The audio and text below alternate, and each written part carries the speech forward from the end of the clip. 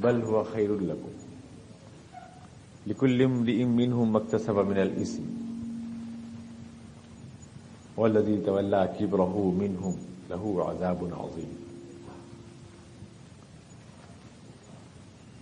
لولا إذ سمعتموه ظن المؤمنون والمؤمنات بأنفسهم خيرا وقالوا هذا إفك مبين لولا جاءوا عليه بأربعة شهداء فإذ لم يأتوا بالشهداء فأولئك عند الله هم الكاذبون ولولا فضل الله عليكم ورحمته في الدنيا والآخرة لمسكم فيما أفضتم فيه عذاب عظيم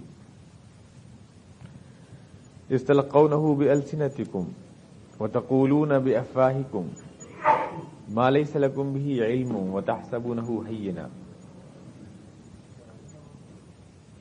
وهو عند الله عظيم ولولا إذ سمعتموه قلتم ما يكون لنا أن نتكلم بهذا سبحانك هذا بهتان عظيم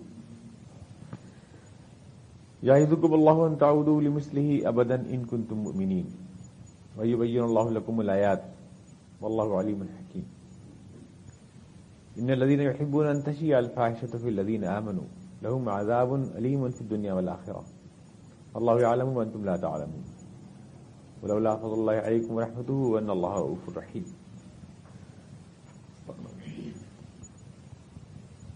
جو لوگ یہ جھوٹ گھڑ کر لائے ہیں وہ تمہاری ہی میں سے ایک گروپ ہے، لیکن تم یوں نہ سمجھو کہ یہ برا ہوا،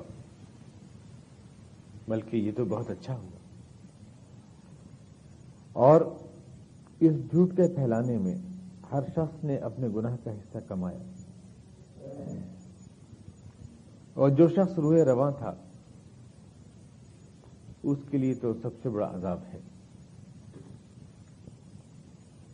کیوں؟ جب تم نے ایسی باتیں سنی تھی تو تم نے مسلمان مرد اور مسلمان عورتوں کے بارے میں اور خود اپنے بارے میں کیوں خیال نہ کیا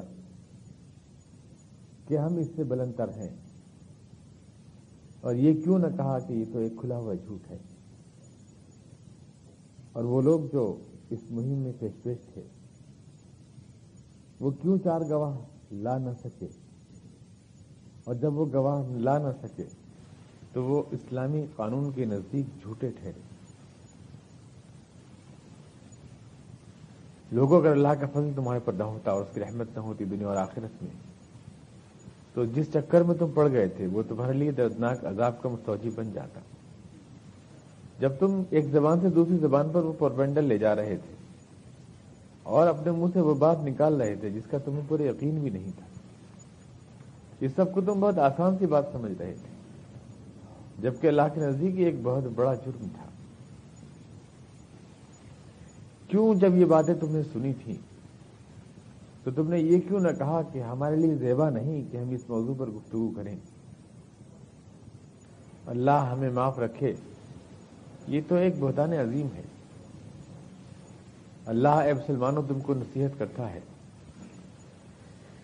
کہ اس طرح کی باتیں کبھی تمہارے ماحول میں دہرائی نہ جائیں اگر تمہیں واقعی اللہ پر یقین ہے. اور اللہ تمہارے سامنے کھل کر بیان کرتا ہے کیونکہ وہ جانتا بھی ہے اور حکمت والا بھی ہے. جو لوگ یہ چاہتے ہیں کہ مسلم معاشرے میں فحش پھیلے وہ اس کی سزا چکھیں گے دنیا میں بھی اور آخرت میں، کیونکہ ساری حقیقتوں کو اللہ جانتا ہے لیکن تم نہیں. خدا کا فضل اس کی رحمتیں نہ ہوتی تو یقیناً تم برباد ہو جاتے، لیکن یہ ہے کہ اللہ اپنے بندوں کے لیے بے حد مہربان ہے.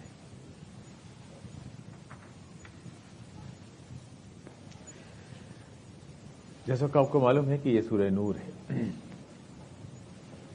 اور اس کا سیاق اور پس منظر بھی آپ کے سامنے آیا ہے کہ حضرت عائشہ صدیقہ رضی اللہ عنہا کے سلسلے میں جو بہتان دہرایا گیا، پھیلایا گیا مسلمانوں میں، کچھ لوگوں کی طرف سے جو خود مسلمان ہی تھے، اور اس رکوع میں اللہ تعالیٰ نے سرٹیفائی بھی کر دیا ہے کہ وہ مسلمان ہی تھے. عصبۃ منکم، وہ تم میں سے ہی لوگ تھے، تمہارے ہی لوگ تھے. وہ ان الذین جاؤوا بالافک عصبۃ منکم، تمہارے ہی لوگ تھے وہ جنہوں نے ساری افواہیں پھیلائی.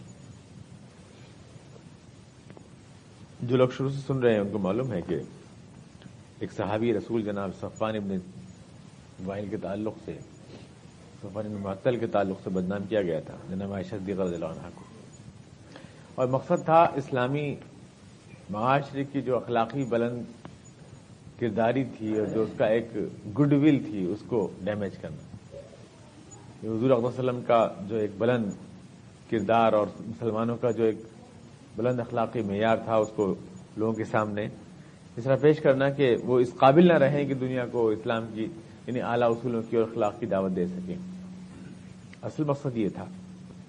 اس کے پیچھے منافقین بھی سازش، منافقین تو تھے ہی اور انہی کی آپریٹ کی بھی سازش تھی، لیکن اس میں مسلمان بھی کچھ لوگ جو سادہ لوگ ہوتے ہیں اور ہر گروپ میں ہوتے ہیں، ہر جگہ ہوتے ہیں، جو استعمال ہو جاتے ہیں، دشمنوں کے ہاتھ استعمال ہو جاتے ہیں. دشمن نہیں ہوتے مگر ان کی ہاٹ لائن مل جاتی ہے ان سے. ہمارے سوسائٹی میں آج بھی ہم دیکھتے ہیں. ہم یہ نہیں کہتے کہ جو لوگ بھی مسلمانوں میں مختلف اس وقت چیزیں چلا رہے ہیں وہ خدا نخواستہ اسلام دشمن ہے یا مسلمان نہیں ہے، یہ اعتراض نہیں ہوتا ہمارا، لیکن یہ ضرور ہوتا ہے کہ انہیں دوست دشمن کی پہچان نہیں ہے، وہ اپنے دوستوں ان دشمنوں کے ہاتھ میں کھیل جاتے ہیں، جس کی وجہ سے اسلام کو، ملت کو نقصان پہنچ جاتا ہے. تو ایسا اس دور میں جب ہو سکتا ہے جو صحابہ کرام کا دور تھا، تو آج کیوں نہیں ہو سکتا؟ اور دیکھیں کہ استعمال ہونے والوں میں کیسے کیسے لوگ تھے. حضور صلی اللہ علیہ وسلم کی سالی حمنہ بنت جوش، یہ زینب کی بہن سگی جو حضور کی بیوی تھی زینب، وہ پیش تھی.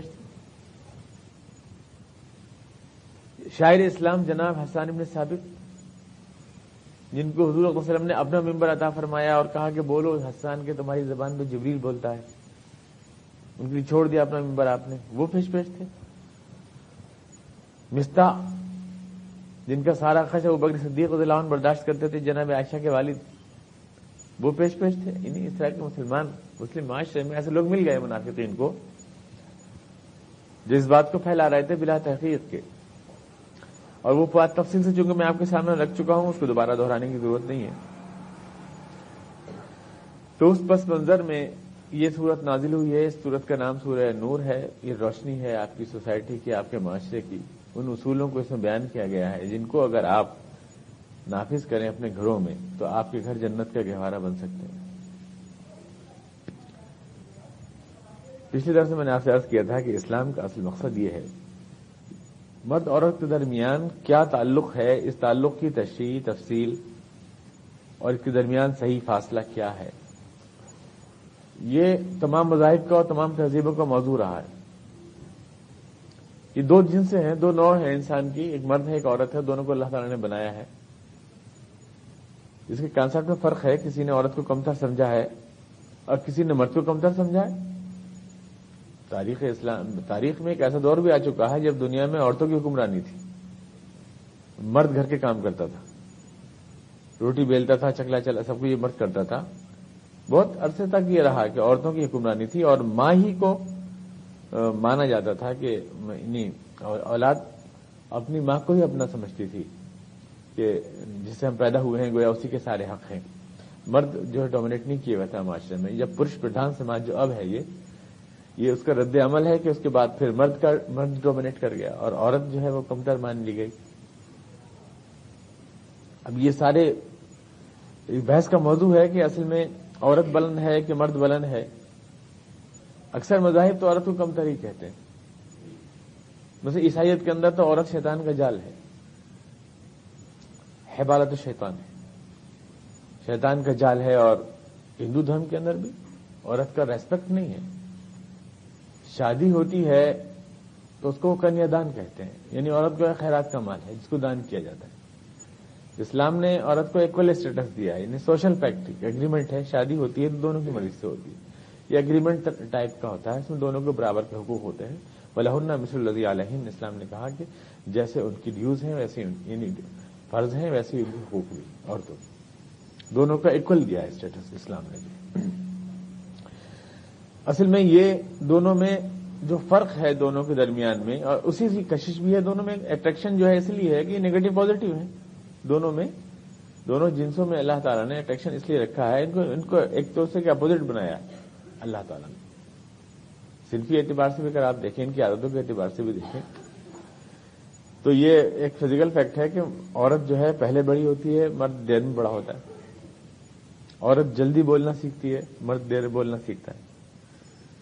عورت کے اندر جو شعور پختہ ہوتا ہے، وہ جو پختہ ہونے کے بعد بھی اس کا شعور جو ہے مرد کے مقابلے میں نامکمل رہتا ہے. یعنی جو اس کا پلاننگ کی صلاحیت اس میں کم ہوتی ہے، لیکن جذباتی زیادہ ہوتی ہے، ایموشنل زیادہ ہوتی ہے. قدرت نے مرد کو جو ہے ایموشنلٹی کم دی ہے، جذبہ کم دیا ہے، پلاننگ زیادہ دی ہے. اور عورت کو جذبہ زیادہ دیا ہے، جبھی تو بچے پال لیتی ہے، وہ جان پہ کھیل جاتی ہے اپنی. یہ ضرورت ہے اس کی. اور مرد کے مقابلے مرد اتنا حساس نہیں ہے، مرد اتنا نہیں روتا ذرا سی بات پر. مرد مقابلہ کرتا ہے، فیس کرتا ہے مشکل کو، عورت رونے لگتی ہے. اب ایڈلر نے، جو سائیکولوجسٹ ہے بہت مشہور، اس نے ایک تجربہ کیا کہ اس نے 10 لڑکوں کو اور 10 لڑکیوں کو ایک اس میں بند کیا کمرے میں، اور پھر اس میں ایک اس نے جالی کا دروازہ لے کر کے اسے لاک کر دیا لوہے کا. یہ ریئیکشن جاننے کے لیے کہ کیسے ریئیکٹ کرتے ہیں، مرد کس طرح ریئیکٹ کرتا ہے، عورت کس طرح ریئیکٹ کرتی ہے کسی بھی چیز، کسی سلسلے میں. تو اس میں یہ ہوا کہ جیسے ہی دروازہ بند کیا تو لڑکیاں رونے لگیں اور لڑکے دروازہ توڑنے لگے. یہ اس میں یعنی ایک فرق ہوتا ہے یہ دونوں کی نفسیات میں. اس میں ایفینس ہوتا ہے، عورت میں ڈیفینس ہوتا ہے. مرد میں اقدام ہوتا ہے، عورت میں بچاؤ ہوتا ہے. یعنی عورت اپنے آپ کو محفوظ کرنا چاہتی ہے. اس لیے ایڈلر نے کہا کہ اس نے جو نفسیات کو تجزیہ کیا اس میں یہ کہ مرد جس کو چاہتا ہے اس کو حاصل کرتا ہے، عورت جو اس کو حاصل کرتا ہے اس کو چاہتی ہے. یعنی یہ دونوں میں ایک نیگیٹو پازیٹو کا وہ ہوتا ہے بالکل، جس میں ایک میں ایفینس ہے، ایک میں ڈیفینس ہے. اب جس مرد کو پسند آئیں گے مثال طور پر شکار پسند آئے گا، کھیل پسند آئیں گے، بھاگ دوڑ کے پسند آئیں گے، گھڑ سواری پسند آئے گی، کرکٹ پسند آئے گا، جس میں جو فورس ہوگی، طاقت ہوگی، دوڑ ہوگی. عورت جو گٹے کھیلے گی اس کو جو ہے یعنی ایفینس نہیں اس کے اندر، اس کو ایسے کہ کشی تکاری پسند آئے گی، پھول کاڑے گی وہ. یعنی وہ جو ہے سوئی دھاگا سنبھالے گی، اس کو اس میں دل لگے گا، اس کو بھاگ دوڑ زیادہ اچھی نہیں لگے گی. اب یوں ہونے کو تو جیسے بعض مرد گھر میں بیٹھ کے کھانا پکا لیتے ہیں، ویسے کچھ عورتیں فیلڈ میں دوڑ بھی لیتی ہیں. لیکن یہ کہ وہ ایک استثنا ایگزمپشن ہوتا ہے. وہ اس میں یہ ہے کہ اگر خودکشی بھی اگر مرد کرے گا تو گولی مار کے کرے گا، پہاڑ سے کود کے کرے گا. عورت جو ہے نیند کی گولی کھا کے کرے گی. اس میں نہیں، جو نفسیات کا جو فرق ہے دونوں میں، ایک چھپنا چاہتا ہے اور ایک حاصل کرنا چاہتا ہے. تو قدرت نے جو سائیکولوجی بنائی ہے ان دونوں کی، جو سلوک کیا ہے ان کے ساتھ فطرت نے اور نیچر نے، وہی مقام دیا ہے اسلام نے اس کو. یعنی جو فطرت کا سلوک ہے عورت و مرد کے ساتھ، وہی اسلام کا قانون بھی ان کے حق میں، اس کے ایکول ہے بالکل. ایسا نہیں ہے کہ میرا ایک بار میں اسی موضوع پر وہاں دہلی یونیورسٹی میں تھا، میں ایک لیکچر تھا، تو اس میں ایک صاحبہ کھڑی ہو کہنے لگی، وہاں کی طالبہ تھی، کہنے لگیں کہ ہم تو اس لیے کمزور ہیں، یعنی عورت تو اس لیے کمزور ہے مرد کے مقابلے میں کہ اس کی صحیح پرورش نہیں ہوتی. پرش پردھان سماج ہے، مرد کا ڈومینیٹڈ سماج ہے، اس میں دیکھ بھال مرد کی ہوتی ہے. ماں بھی جو ہے بیٹے کو دیتی ہے دودھ کا پیالہ اور لڑکی کو دیتی ہے سوکھانے والا. اس لیے وہ جو ہے کمزور رہ جاتی ہے اور اس کی جسمانی نشو و نما نہیں ہو پاتی، ڈیولپ نہیں ہوتا، اس کا دماغ ڈیولپ نہیں ہوتا.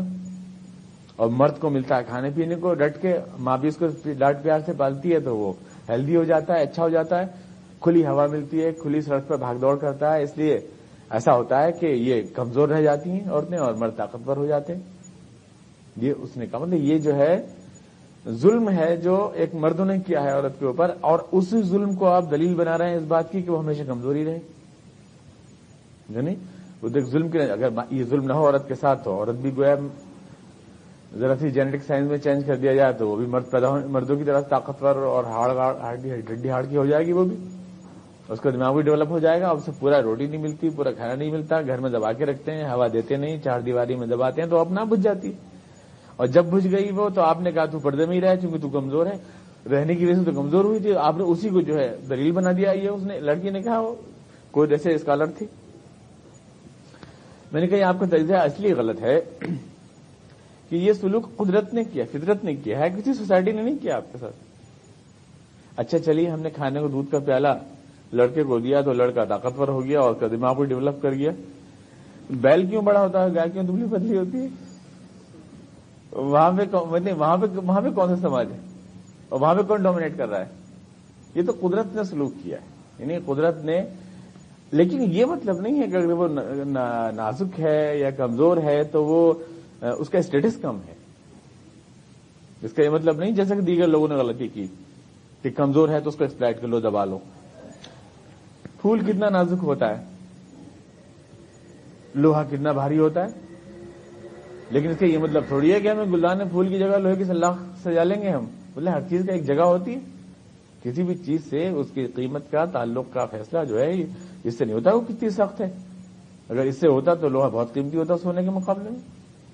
یہ کسی کا بھی اسٹیٹس اس چیز سے طے نہیں ہوتا ہے کہ صاحب یہ جو ہے چونکہ یعنی کچھ اوصاف ہوتے ہیں اس کی بنا پر اس کی حدود متعین ہوتی ہیں. نہ خوبصورتی کی ہر سیٹ ہر ایک کو اس کے اوصاف کی بنا پر ملتی ہے. اب اگر یہ ہے کہ طاقت کی بنا پر ملے تو پھر تو گاما پہلوان پردھان منتری ہونے چاہیے، اور خوبصورتی کی بنا پر بنے تو کسی بھی فلم ایکٹر کو صدر بنا دو ملک کا.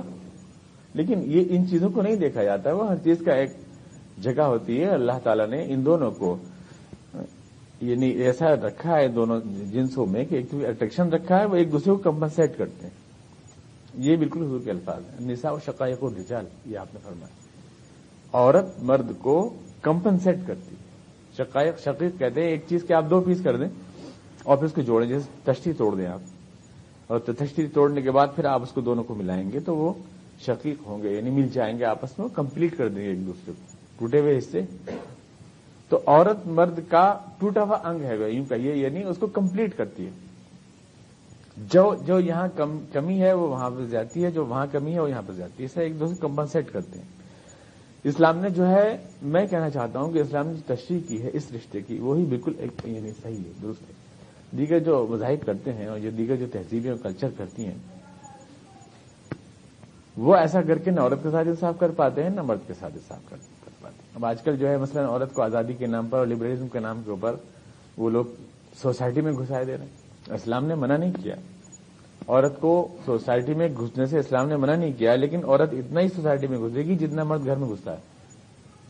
مطلب ایک کو گھر دے دیا ہے، وہ آپ گھر کے ہول سول مالک ہے اور مرد باہر کو دیکھ رہا ہے، لیکن گھر میں آ کر کبھی کبھار وہ یہ بھی کرتا ہے، چائے بنا لیتا ہے، چپاتی ڈال لیا، روٹی پکا لی، لیکن اس کو گھر والا تو کوئی نہیں کہتا. گھر والی تو وہی ہوتی ہے اس کی مالک ہوتی ہے. تو جتنا اس کا دخل گھر میں ہے اتنا عورت کا سوسائٹی میں ہونا چاہیے.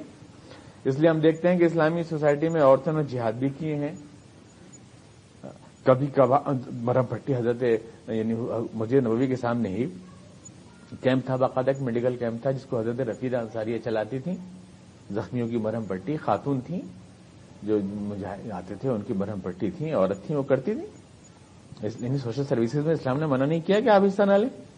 حضرت عائشہ کو ہم جانتے ہیں کس طرح پوری لڑائی لڑی انہوں نے، جنگ جمل اونٹ کی پشت پہ بیٹھ کے پورے لشکروں کی قیادت کی انہوں نے. تو اور یہ تو آگے جب پردے کی آیات آئیں گی تو میں آپ کو بتاؤں گا کہ اسلامی سوسائٹی کی وہ تصویر نہیں ہے جو ہم سمجھتے ہیں، یعنی جو حضور صلی اللہ علیہ وسلم کے دور میں ہمیں ملتا ہے. اور ظاہر ہے کہ ماڈل تو وہی ہے اسلام کا، ماڈل تو وہی ہے اسلام کا جو ہمیں دور صحابہ اور دور رسول صلی اللہ علیہ وسلم میں ملتا ہے. اسلامی سوسائٹی کا ماڈل تو وہی ہے.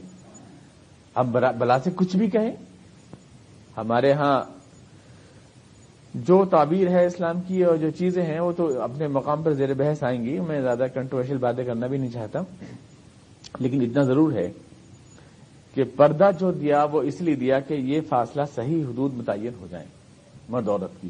تھوڑا یہ بھی سوسائٹی میں گھسے گی، تھوڑا وہ بھی گھر میں گھسے گا، لیکن ایک دونوں کے درمیان میں صحیح تعلق قائم ہو جائے. اتنا بھی نہیں ہے کہ اتنا فاصلہ کر دیا جائے کہ یہ ایک دوسرے کے لیے اتنے اٹریکشن ہو جائے ان کے اندر کہ یعنی اپنی سماجی ذمہ داریوں کو بھی بھول جائے. اب اس کی بات میں کر رہا ہوں دلی یونیورسٹی میں، تو وہ صاحب نے یہ سوال یہ بھی کیا تھا کہ عورت جو ہوتا آدھا سوسائٹی کا آدھا انگ ہوتا ہے، اگر آپ اس کو باندھ کے ڈال دو گے تو آدھی سوسائٹی تو ڈیمیج ہو جائے گی، برباد ہو جائے گی، پھر تمدن کام نہیں کرے گا. نہیں آدھا جسم کام نہیں کرے گا، آدھے جسم کا فالج ہو جائے گا اگر آپ اس کو باندھ کے ڈال دو گے تو میں نے کہا کھول کے ڈال دیں گے تو باقی آدھا بھی کام نہیں کرے گا اس میں جو ہے یعنی جو اسلام نے جو صحیح وہ کیا ہے ان کے درمیان تناسب جو، اور اس اللہ نے جس نے بنایا ہے ان دونوں جنسوں، اور قرآن نے دعویٰ کیا کہ الا یعلم من خلق، کیوں؟ کیا جس نے پیدا کیا ہے وہ نہ جانے گا؟ جس نے پیدا کیا، جس نے بنایا، جس نے نفسیات بنائی، کیا وہ حقائق کو نہ جانے گا، ان فطرتوں کو نہ جانے گا؟ یہ اس دعوے کے ساتھ اسلام نے ان کے درمیان میں صحیح فاصلہ رکھا ہے. اس لیے حضور صلی اللہ علیہ وسلم نے ان کو مسجدوں میں آنے سے منع نہیں کیا. خواتین کو آپ کی جو واعظ اور ارشاد کی محفلیں ہوتی تھی اس میں خواتین شرکت فرماتی تھیں اور سوال کرتی تھی کھڑے ہو کر. اتنا بالکل وہ نہیں ہے کہ کوئی وہ مطلب کوئی جیسے کہ جزامی اور لیپریسی کے مریض کو چھپایا جاتا ہے، ایسا نہیں ہے اسلامک سوسائٹی میں، ایسا نہیں تھا. لیکن ایک مناسب گیپ تھا، مناسب گیپ جو ہونا چاہیے درمیان میں وہ تھا دور رسالت باب وسلم.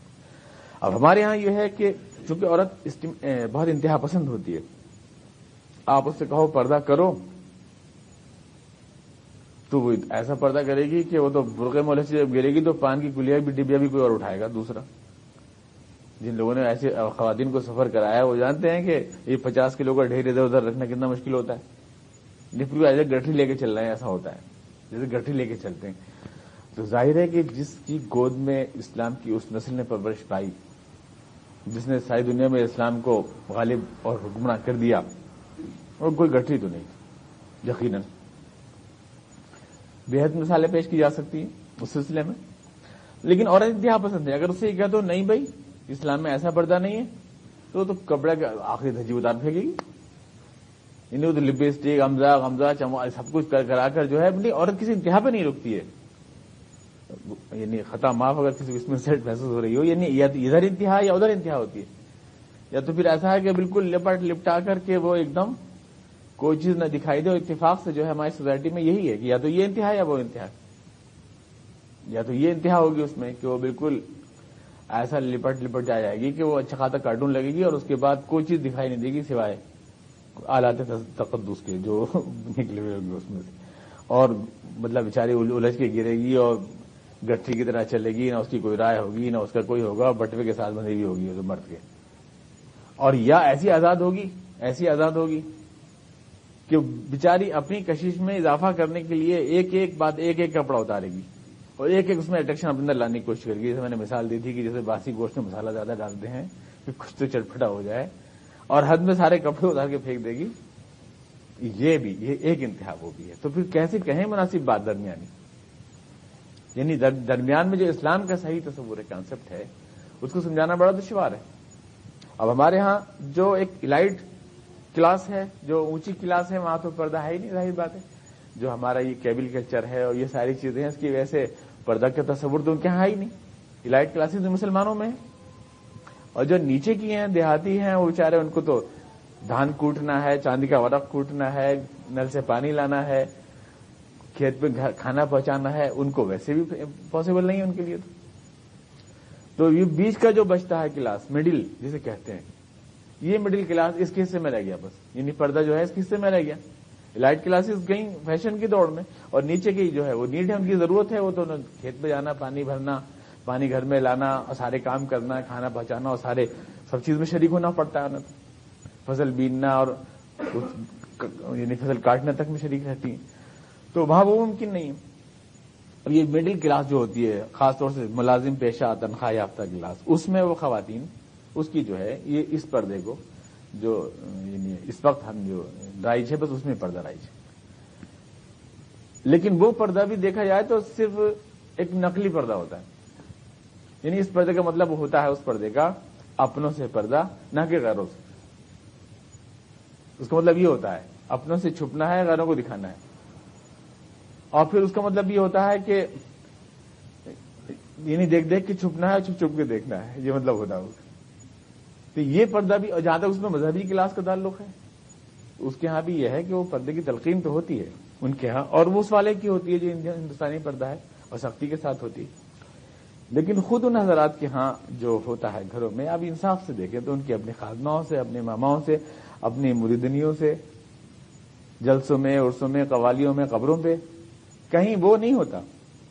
یعنی وہ اپنے لیے ایگزمپشن رکھتے ہیں کہ ان کا اپنے جو مرید میاں ہیں، ان کی جو اپنے تعلق میں ہیں اور جو ان کی منظور نظر ہیں، ان سے وہ پردے کے وہ اصول نہیں ہیں ان کے جو بیان ہوتے ہیں.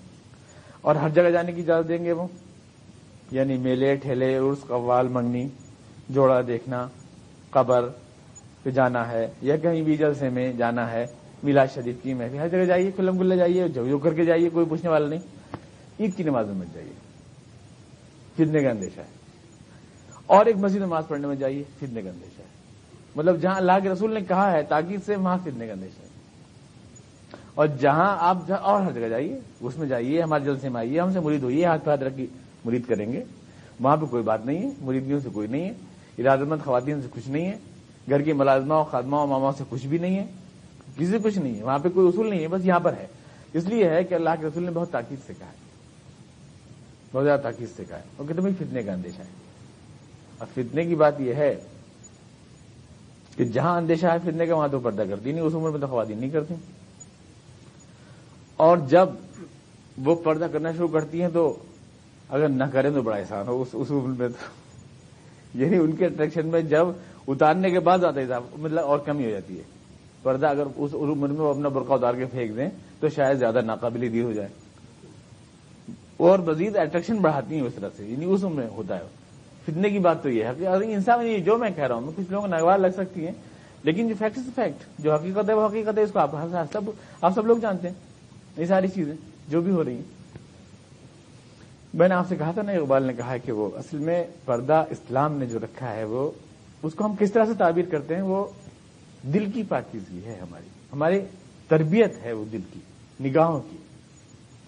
جس کو اقبال نے کہا کہ نگاہ پاک ہے تیری تو پاک ہے دل، کہ دل کو حق نے کیا ہے نگاہ کا پیرو. جو اسلام کے ہاں جو ہمیں جو سوسائٹی ملتا ہے وہ یہ. اب اس کے فقہی احکام و حدود کیا ہیں وہ اگلی آیتوں میں جب آئیں گی تو میں آپ کو بتاؤں گا. اس چیز کو تو میں اس وقت آپ کے سامنے لاؤں گا ان چیزوں کو. اسلام کا جو مقصد ہے وہ گھر کو بچانا ہے.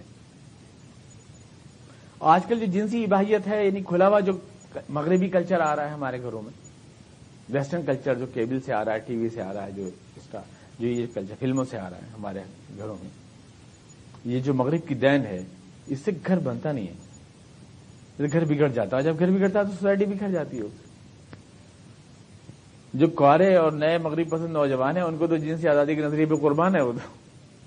وہ تو قربان ہے، بیچارے اس کو کشش کی معراج سمجھ رہے ہیں. لیکن ہر آدمی جانتا ہے کہ ایک انسان کو دل سے ایک ہرجائی عورت کے مقابلے میں باوفا اور پاکیزہ عورت زیادہ پسند ہوتی ہے. دنیا بھر کو تو بے آبرو باختہ دیکھنا چاہتا ہے، مگر اپنے گھر میں وہ ایک پاک باز عورت کو دیکھنا چاہتا ہے. آدمی کتنا بھی گندا ہو، کتنا بھی ناپاک کیوں نہ ہو، کیونکہ وہ جانتا ہے کہ اس گھر کو سکون کا گہوارہ بنانا ممکن ہی نہیں ہے جب تک ہم دو لوگ مل کر گھر کو پاکیزگی کے ساتھ چلانے کا عہد نہ کریں.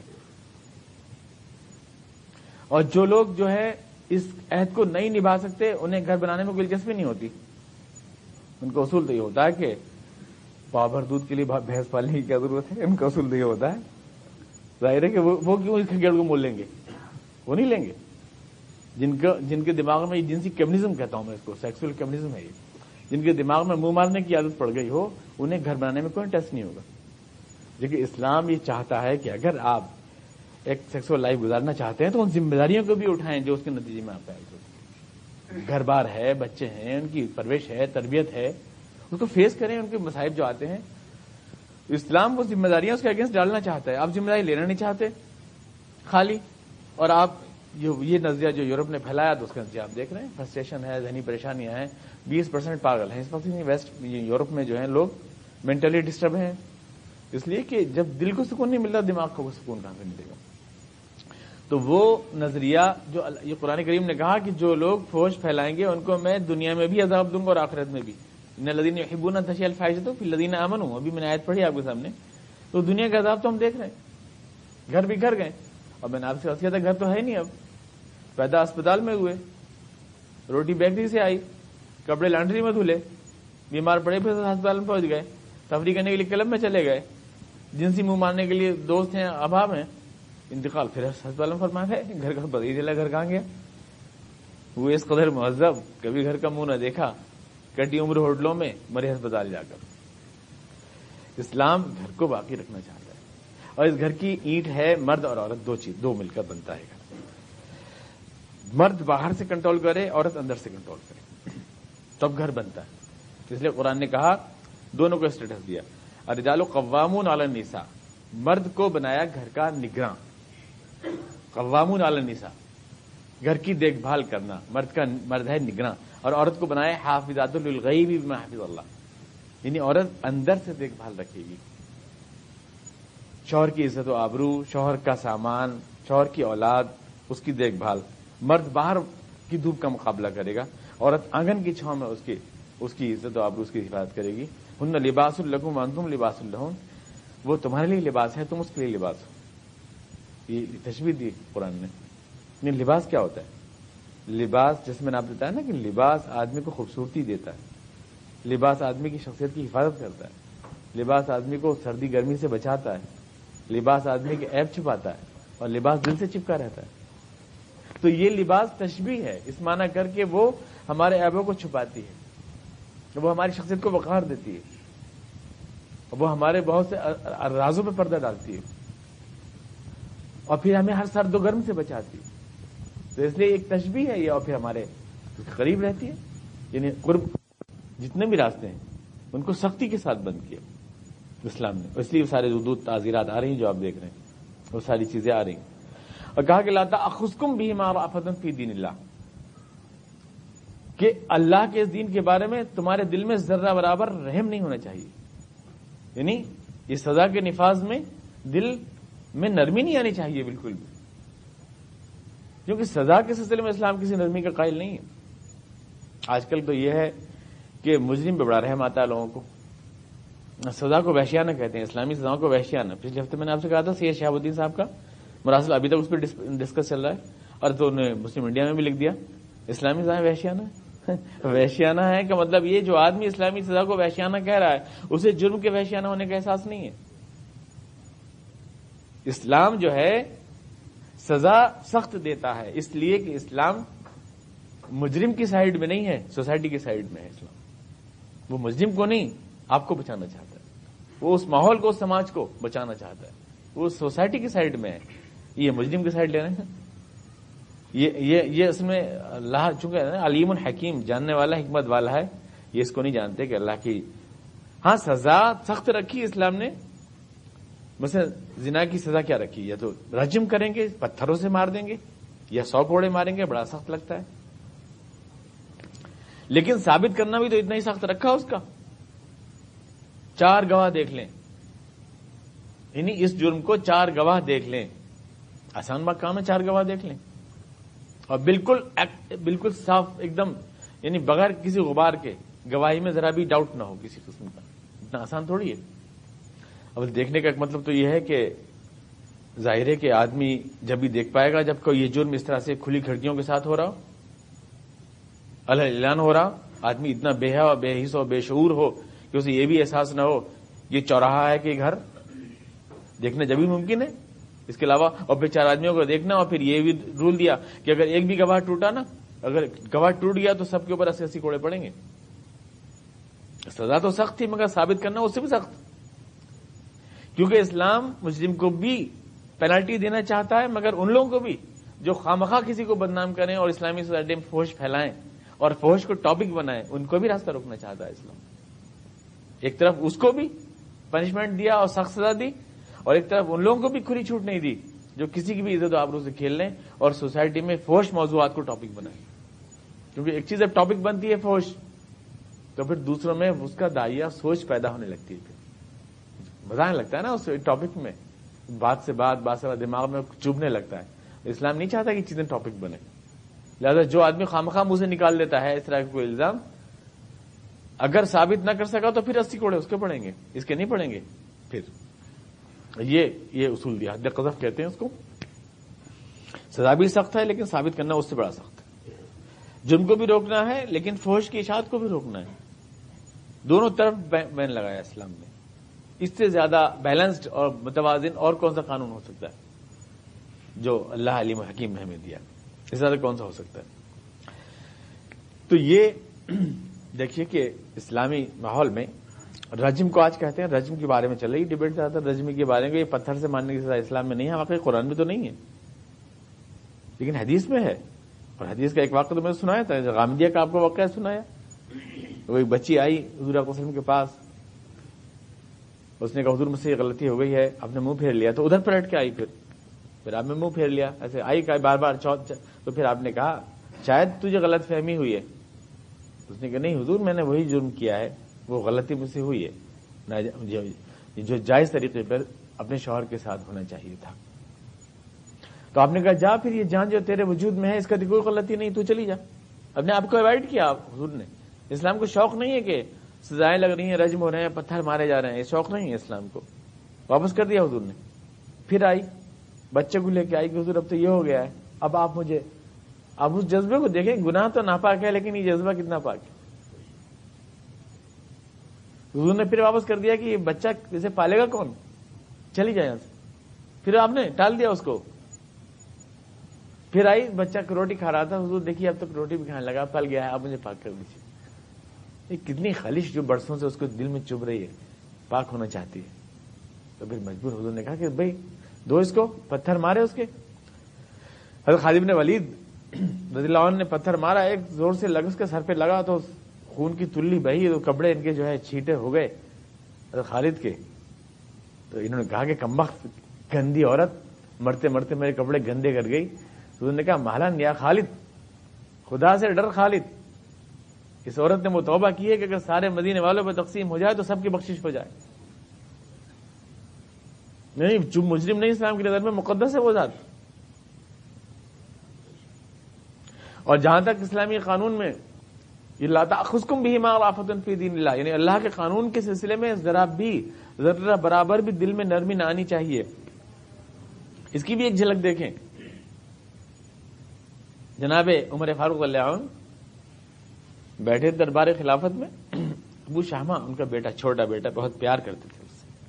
جناب عمر فاروق رضی اللہ عنہ ابو شامہ سے بہت پیار کرتے تھے، بے حد محبت کرتے تھے، کھانے تو کھاتے تھے اس کے بغیر. ایک عورت آئی اور جا کے بچہ جو ہے ایک گود میں تھا اس کی، کہا امیر المومنین لیجیے یہ آپ کا پوتا ہے. یہودی عورت تھی. بار ہوا تھا یہ کہ یہودیوں نے ایک سازش کے تحت لے گئے ابو شامہ کو، لے آ کر کے وہ نبیز کے دھوکے میں شراب پلا دی، نوشے کی، اور اس میں ان سے ایک گناہ سرزد ہو گیا تھا. ایک سازش تھی اسلامی کو، جیسے حضور کے خلاف یہ سازش کی گئی، حضرت عائشہ صدیقہ رضی اللہ عنہ کو بدنام کیا گیا. تو ایسے وہ لوگ سازشیں، یہودی تو کنسپریسی کرنے میں ماہر ہیں، اور ہمارے برادران بھی کم نہیں. تو اس کو جو ہے وہ یہ ایک سازش کی اور جا کے گود میں ڈال دیا کہ یہ آپ کا پوتا ہے. امیر المومنین یہ آپ کا پوتا ہے. تو حیران ہو گئے وہ، میرا پوتا ہے، میرے کون سے بیٹے کا بیٹا ہے یہ آپ کا ابو شامہ کا بیٹا ہے. تو سنا کہ حضرت عمر فاروق رضی اللہ عنہ اٹھ کے گئے وہاں سے. بیوی ان کی وہاں ہنستی مسکراتی، انہیں کیا پتا آنے والے طوفان سے بےخبر. کہاں ہے ابو شامہ؟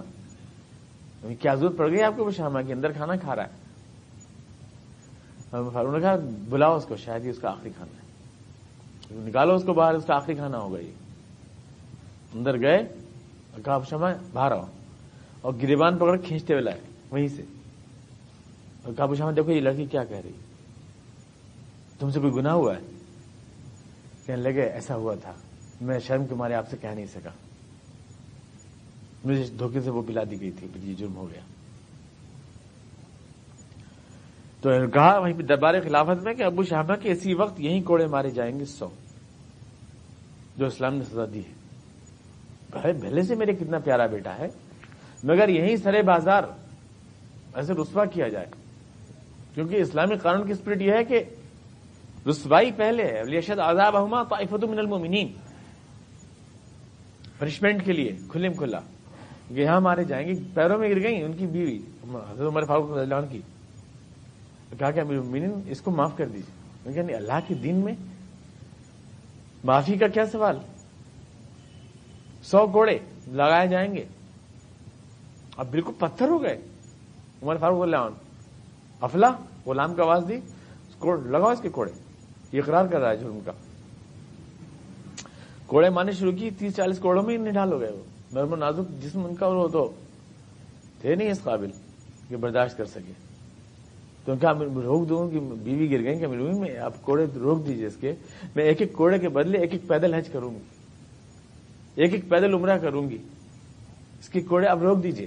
اور پیاس میں بےتاب ہو گیا ابو شامہ پیاس کے مارے, اور کہا ابا اب مجھے ایک گلاس پانی دے دیجئے, ایک مطلب تھوڑا پانی پینا چاہتا ہوں.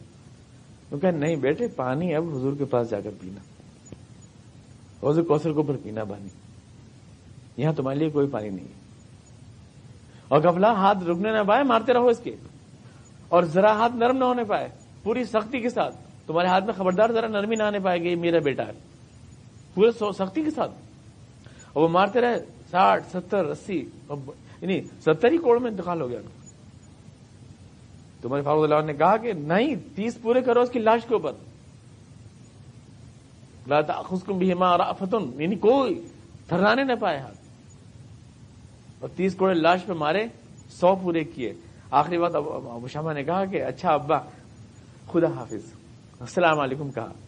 عمر نے کہا کہ بیٹھے حضور کے پاس جانا تو کہنا کہ میں نے آپ کے غلام عمر کو اللہ کے دین کی شریعت پر عمل کرتے ہوئے چھوڑا, یہ میرا پیغام حضور سے دینا. اس کے بعد 30 کوڑے ان کی لاش پہ مارے, اور جب ان کا انتقال ہو گیا تو دیکھا کہ چٹان پگھل گئی, دھاروں دھار ہونے لگے. ابو شامہ کو اٹھا کے لاش کو سینے سے لگا لیا اور کہا میرے بیٹے تو نے حق کے اوپر جان دی, تو نے سچائی کے اوپر جان دی, اور آنسو رونے لگے. ایسی مثالیں صرف اسلامی تاریخ ہی پیش کر سکتی دنیا میں, نہیں اس کی ایسی کہانیاں اور ایسے نظارے صرف اسلام ہی پیش کر سکتا ہے. لا تأخذکم بہما رأفۃ فی دین اللہ, تمہیں دین کے معاملے میں کوئی نرمی نہیں ہونی چاہیے کسی بھی قسم کی. تو اس پورے ماحول میں پس منظر میں یہ سارے آیات آ رہی ہیں. جناب عائشہ صدیقہ پہ الزام لگا تھا. عائشہ صدیقہ رضی اللہ عنہا حضور اقدس کی پیاری بیوی ہیں, بہت سب جانتے تھے حضور کی پیاری بیوی ہیں, اور حضرت ابوبکر صدیق کی بیٹی ہیں. لیکن ٹارگٹ کتنا صحیح ہے, جانتے ہیں کہ ابوبکر صدیق کی اہمیت کیا ہے. اسلامی سوسائٹی کا حضور کے بعد مرکزی نقطہ وہی تھے, سینٹرل پوائنٹ. جناب عائشہ کو نشانہ بنانے سے ایک تیر سے 2 شکار ہو رہے تھے. ابوبکر صدیق رضی اللہ عنہ بھی ڈیمیج ہو رہے تھے, حضور کے ساتھ بھی, اور ڈسٹرب ہو رہے تھے. دونوں کے درمیان میں بھی ایک غلط فہمی پیدا ہونے والی تھی. بالکل صحیح نشانہ لگایا عبداللہ ابن ابی نے. لیکن پوری سورہ نور پڑھ جائیے, ایک اشتعال کا لفظ نہیں ہے, اور کسی کا نام تک نہیں ہے, اور اس الزام کا ذکر تک نہیں ہے. آپ دیکھ رہے ہیں نا, جن لوگوں نے یہ بات کہی, جن لوگوں نے وہ بات کہی, نام کہی نہیں, کون سی بات کہی, کیوں نہ کہہ دیا کہ یہ ہمارے لیے زیبا نہیں. سب بالکل شائستہ دبے ہوئے لفظوں میں ہے. کسی شخص کا نام نہیں ہے, کسی پہ کوئی بلیم نہیں ہے, بلکہ صرف ایک مثبت طور سے اصول دیے گئے ہیں اسلامی سوسائٹی کے. اور پھر یہ کہا گیا کہ وہ لوگ مسلمان ہی ہیں. ان الذین جاؤوا بالافک, افکا, یہ لوگ جو جھوٹی بات بنا کر لائے. قرآن نے کہا, اللہ نے کہا افک. آپ دیکھیں تو یہ لفظ افک کا یعنی یہ جھوٹی بات, افترا جو بنا کر لائے. اسلام نے, قرآن نے اس کو لفظ افک کہا. یہ اللہ کی طرف سے صفائی ہی جناب عائشہ صدیقہ رضی اللہ عنہا کی. جب اللہ اس کو جھوٹ مان رہا ہے تو اس سے بڑا اعزاز جناب عائشہ کے لیے اور کیا ہو سکتا ہے. جناب عائشہ صدیقہ رضی اللہ عنہا کے لیے آپ ان کے مقام کا تصور تو کریں. خود اللہ نے ان کی طرف سے صفائی دی اور کہا کہ یہ جھوٹ ہے, اور اس سے بڑی صفائی کس کی ہو سکتی ہے. جس لوگ جھوٹ بنا کر لائے ہیں, عائشہ رضی اللہ عنہا کے مقام بلند کا اندازہ لگائیں اس سے. ہمارے شیعہ حضرات تو بڑے چلتے ہیں ان سے, لیکن اللہ کتنا اونچا مقام دے رہا ہے. جناب عائشہ سے فرماتی ہیں کہ جب یہ وہی نازل ہوئی تو ام رومان کے گھر میں تھیں. حضور تشریف لائے, بیٹھ گئے اور کہا عائشہ کہ تجھ سے کوئی غلطی ہوئی ہے تو خدا سے معافی مانگ, اللہ معاف کر سکتا ہے. یہ منہ پھیر کے لیٹ گئیں, اور اس کے بعد یہ وہی آیات نازل ہوئی کہ یہ لوگ جھوٹ بنا کر لائے ہیں. اس میں یہ الفاظ ہیں, حضور نے یہ آیات پڑھی تو ام رومان نے کہا عائشہ اٹھ اور رسول خدا کا شکریہ ادا کر, رسول خدا کا شکریہ ادا کر. جناب عائشہ نے کہا 14-15 برس کی تھی, جذباتی تو تھیں, کہنے لگی نہ میں تمہارا شکریہ ادا کروں گی اماں، نہ ابوبکر صدیق کا شکریہ ادا کروں گی اور نہ ان کا شکریہ ادا کروں گی، کیونکہ میرے خلاف الزام لگتے رہے نا تو تردید تک بھی نہیں، اور یقین کر لیا میں تو اس اللہ کا شکر ادا کروں گی جس نے میری صفائی دی، اور خدا کی قسم میں حقیر بندی خود کو اس قابل نہ سمجھتی تھی کہ اللہ میری صفائی دے گا، اور قیامت تک یہ نمازوں میں پڑھی جائے گی، یہ میری صفائی، اور قرآن کی آیتوں میں پڑھی جائے گی۔ میں تو بہت کمتر تھی اس سے، تو میں اپنے اللہ کا شکر ادا کروں گی۔ کتنا صحیح سمجھ ہے جناب عائشہ کو کہ کیا چیز ہے رسول اور کیا چیز ہے خدا کی وحی، کتنی صحیح سمجھ ہے کہ اللہ کی طرف سے جو چیز آتی ہے، اور ایک ہے وہ چیز جو رسول اللہ کی طرف سے لاتا ہے، اور ایک وہ جو اپنی طرف سے لاتا ہے، ان دونوں کا فرق سمجھ نہیں ہے۔ جناب عائشہ رضی اللہ عنہا کہا کہ میں تو اللہ کا شکر ادا کروں گی، اور اس سے پھر اس کی بھی وضاحت ہو گئی کہ جیسا لوگوں کے بارے میں دیگر قومیں یقین کرتی ہیں اپنے پیغمبروں کے بارے میں کہ وہ عالم الغیب ہوتے ہیں، یہ بات بھی واضح ہوئی کہ اگر حضور صلی اللہ علیہ وسلم جو ہے حضرت عائشہ کے بارے میں اتنے پریشان کیوں پریشان ہے خدا؟ جناب علی مرتضیٰ سے پوچھ رہے ہیں کہ تمہارا کیا خیال ہے عائشہ ایسا کر سکتی ہے؟ علی مرتضیٰ نے کہا کہ حضور چھوڑیے، عورتیں بہت ہیں آپ کے لیے، عورتیں آپ کے لیے بہت ہیں، ایک عائشہ نہیں ہے تو دوسری کوئی کر لیجیے۔ یہ کہا جناب علی مرتضیٰ نے، اور اسی یہی چپ گیا جناب عائشہ کے دل میں۔ آخر تک جو آپ دیکھتے ہیں نا کہ عائشہ میں علی میں پھر جنگ بھی ہوئی، یہ بھی ہوا، یہ جملہ چبھا رہا ان کے دل میں ہمیشہ، ایسا کیوں کہا انہوں نے میرے بارے میں؟ جناب زینب سے پوچھا، بہت زیادہ شوقناپا رہتا تھا ان دونوں میں، جناب عائشہ میں جناب زینب میں، دونوں حضور کی پیاری بیویاں تھیں۔ جناب زینب سے پوچھا عائشہ کے بارے میں تمہارا کیا خیال ہے؟ تو حالانکہ حضرت زینب کی بہن جناب حمنہ خوب پروپگنڈا کر رہی تھی جناب عائشہ کے خلاف، لیکن جناب زینب نے کہا کہ نہیں اللہ کے رسول، میں نے عائشہ میں سوائے اس کے کوئی خرابی نہیں دیکھی کہ سوتی بہت ہے وہ، اور کوئی ان کے اندر کمی نہیں ہے۔ ان کی باندی نے کہا کہ بس وہ تو یہ کرتی ہے کہ آٹا گوندھ کے لیٹ جاتی ہیں اور بلی آ کے سارا آٹا، بکری آ کے سارا آٹا کھا جاتی ہے، اس کے علاوہ ان میں کوئی عیب نہیں ہے، یعنی باندی نے یہ کہا۔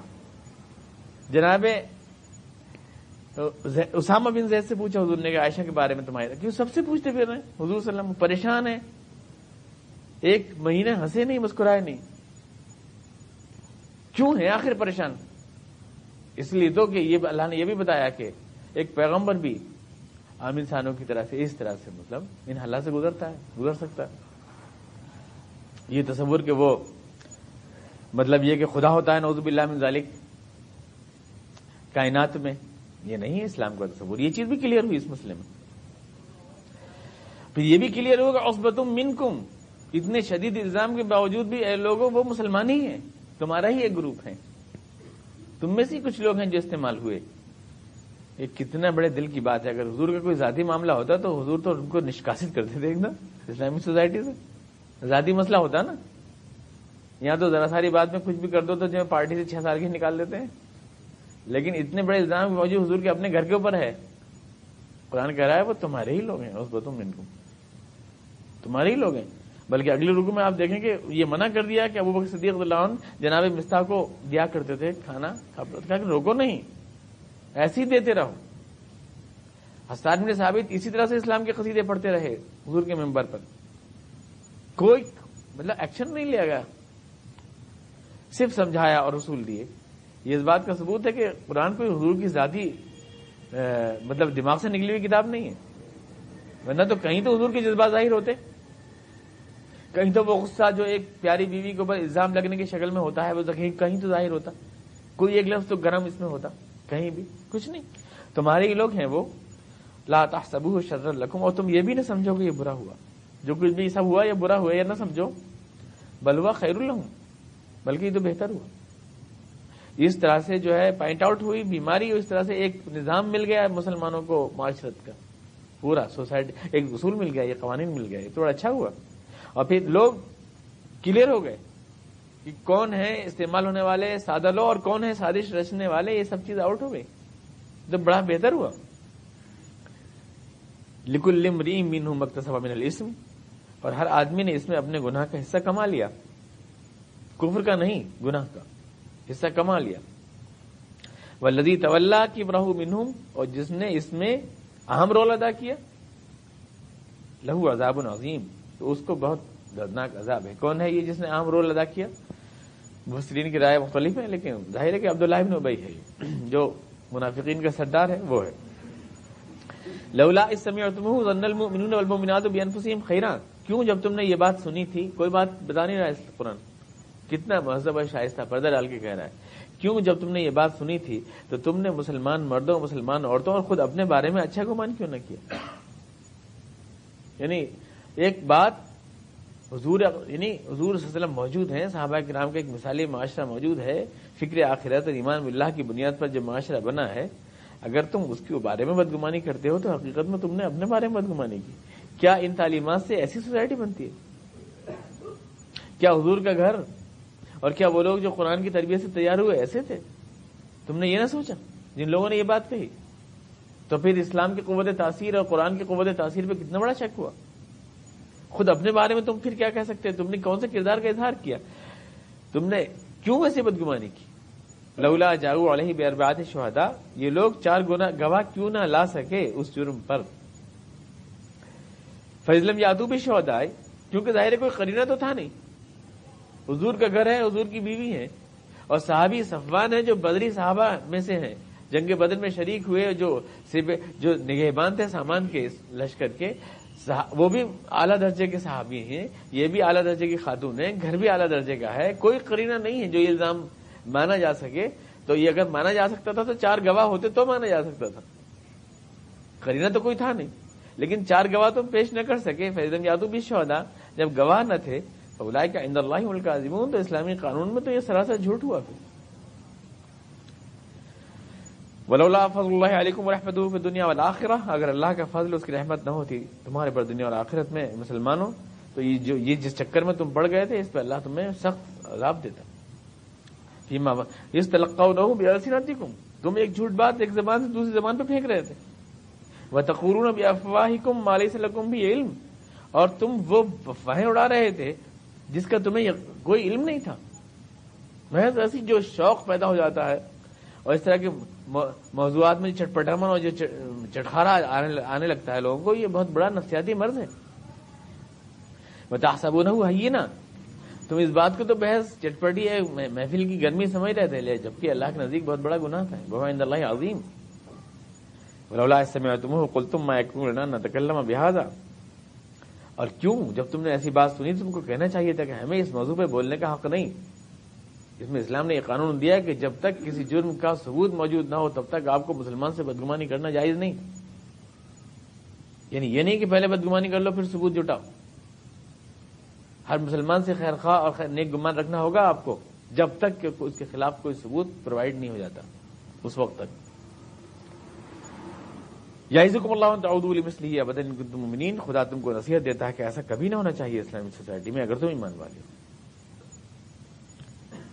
ان الذین یحبون ان تشیع الفاحشۃ فی الذین آمنوا، جو لوگ یہ چاہتے ہیں کہ اسلامی سوسائٹی میں فحش کا پرچار کریں، فحش کا پرچار ایسی ٹاپک بنا کے ان چیزوں کو پھیلا کے، اور ساری چیزیں آتی ہیں فحش کے پرچار میں۔ آج کل تو فحش کا پرچار جو ہے فیشن کا جز بن گیا ہے، فحش کے پرچار میں کوئی برائی نہیں ہے، مطلب یہ کہ ایک روزمرہ بن گیا ہے۔ ہماری وزیر اطلاعات و نشریات محترمہ ہیں، خاتون ہیں، آپ جانتی ہیں خاتون، اور ایک خاتون کی کچھ مریادائیں ہوتی ہیں، کچھ اپنے وہ ہوتے ہیں، اصول ہوتے ہیں۔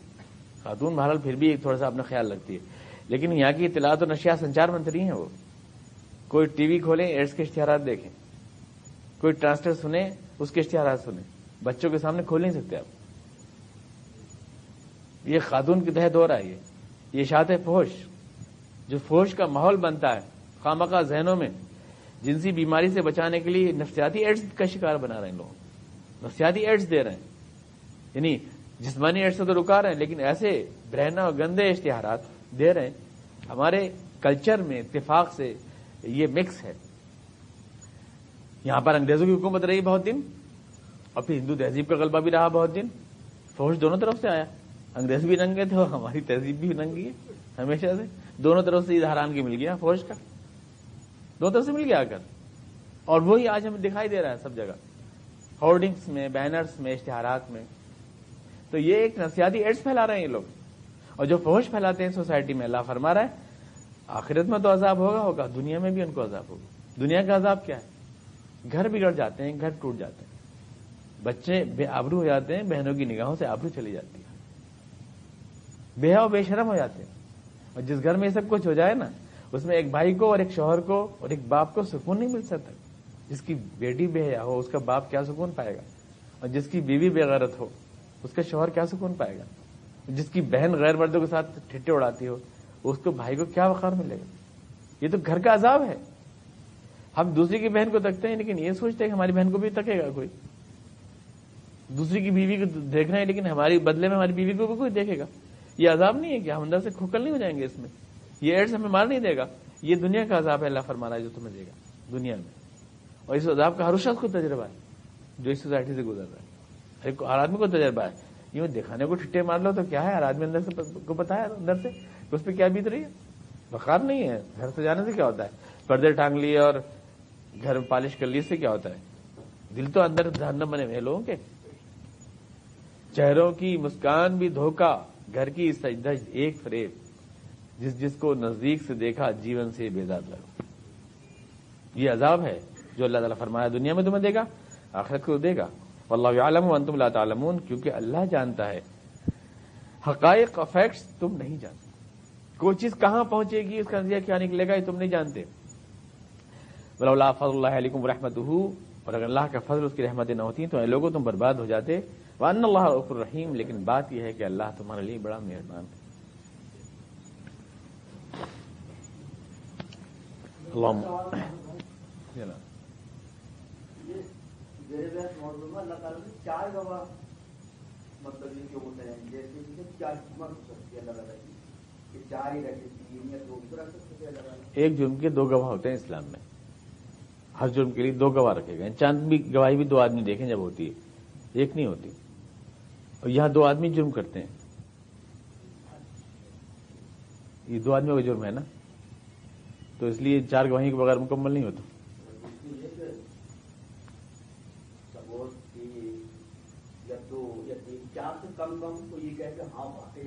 ایک کم ہے یا 2 کم ہے تو سب پیسے سے کوڑے پڑے، معاملہ کس بات پہ کریں؟ کچھ نہیں، خارج ہو جائے گا مقدمہ، ان پیسے سے کوڑے پڑیں گے گواہ الزام لگانے والوں پہ۔ گھر بیٹھیے، اسلام نہیں چاہتا کہ آپ خواہ کسی کو بدنام کرتے پھریں، اس چیز کو ٹاپک بنائیں، سمجھا آپ؟ اس لیے اسلام نے کہا کہ اگر آپ نے دیکھا بھی ہے، آپ کو یقین بھی ہے، تو آپ گھر بیٹھیے، خواہ اڑائیے مت، گھر بیٹھیے۔ ہاں، جب بالکل ایسا یقینی ایسے بے حیا لوگ ہیں جو اللہ اعلان نے یہ بھی احساس نہیں ہے کہ ہم کو 4 آدمی واچ کر رہے ہیں، تو ظاہر ہے ان کو تو وہ تو کیڑے ہیں، ان کو تو ختم کر دینا چاہیے۔ اس سوسائٹی میں تو وہ ہے کہ ایک طرح کا کینسر ہے، وہ انہیں ختم کر دینا چاہیے۔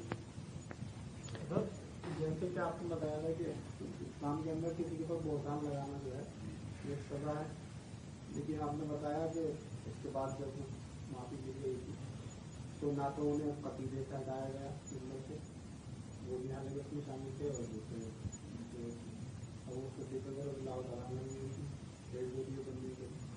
تو اس طرح انہوں نے یہ تھوڑی کہا تھا کہ ہم نے ایسا کرتے ہوئے دیکھا ہے۔ یہاں تو کوڑے ان پہ لگتے ہیں جو یوں کہیں کہ ہم نے ایسا کرتے ہوئے دیکھا ہے، اور جو گواہ کی حیثیت سے پیش ہوں ان کو کوڑے پڑتے ہیں اگر ان کی گواہی ٹوٹ جائے یا اس میں ڈاؤٹ۔ یہ تو اڑانے والے ہیں، افواہ اڑانے والے ہیں۔ کسی بھی جرم میں افواہ اڑانے والے کی وہ سزا نہیں ہوتی ہے جو ٹرائل میں شامل آدمیوں کی ہوتی ہے۔ ایسے تو ظاہر ہے کہ کوئی بھی قانون ایسا نہیں کرتا کہ آپ کسی چیز کو اگر لے کر کے پھیلایا ہے آپ نے تو سب کو۔ یہ تو ایک بات یہاں پر درپیش آتی ہے کہ سماج کے اندر جو افواہ اڑ رہی ہے اور میں بھی اس کو تھوڑی سی مطلب سنوں اور سب میرا کیسا بھی، حالانکہ جب تک میں نے کوشش نہیں کری تو بات کو تو میں تو یہ گا کہ کم کرنا، کوئی بھی بات آئی ہے میں نے سنی تھی، جب تو میں گناہگار ہونا نہیں ہے تو گناہگار تو اب ہیں۔ اس میں یہ ہے اسلامی سوسائٹی کو یہ حق دیا گیا ہے، امیر کو، امیر المومنین کو، یا جو بھی سربراہ ہے، قذف تو نہیں لگے گی اس کو، 80 کوڑے تو نہیں لگیں گے، پر اس کا جو سربراہ ہے، یعنی جو بھی امیر المومنین ہے، جیسے حضور کی زندگی میں حضور تھے اور حضور کے بعد میں ابو صدیق رضی اللہ عنہ وغیرہ تھے، ان کو یہ حق دیا گیا ہے، بلکہ انہیں اس پہ مامور کیا گیا ہے کہ وہ ان کو تعزیر دیں۔ یعنی تعزیر کا مطلب یہ ہے کہ انہیں وہ بیت مار سکتے ہیں، تازیانہ مار سکتے ہیں، ان کے لیے کوئی بھی سزا الگ سے وہ ان سزا کے علاوہ تجویز کر سکتے ہیں اور کرنی چاہیے۔ कि अगर हम सही सुनाए कहते हैं اس پہ سزا الگ سے دی جائے گی, وہ تعزیرات میں نہیں ہوگی, وہ سزا ملے گی انہیں. تو اس وقت تو اللہ کے رسول نے معاف کر دیا تھا انہوں نے. ہاں معاف کر دیا اس وقت ان کو معاف کر دیا. تعزیانے کی سزا کو بھی لوگ کہتے ہیں کہ اسے جرم ہے, لیکن ہمارے ذرا سے کوئی پولیس کانسٹیبل یا کوئی دروغہ جی کو ذرا ناراض کرتے تو پھر دیکھیے کہ اس کے کیسے کیسے ڈنڈے لگائے جاتے ہیں تیل میں بھیگے سے, تو اس کو جب وحشیانہ نہیں کہیں گے, وہ وحشیانہ نہیں ہے, اور اسلام کی سزاؤں کو وحشیانہ کہا جاتا ہے. اللہم صلی علی محمد.